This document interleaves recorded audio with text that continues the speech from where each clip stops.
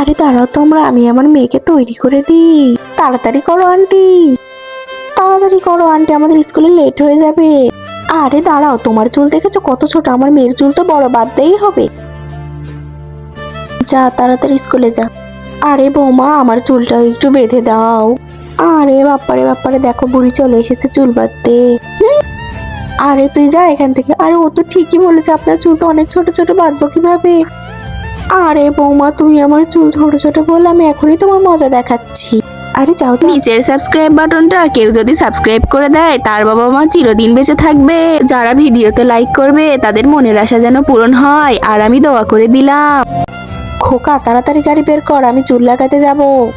আরে মা, চুল লাগিয়ে তুমি কি করবে? চুপ, যা এখান থেকে, তাড়াতাড়ি গাড়ির দরজা খোল। ঠিক আছে মা, তাড়াতাড়ি আসো।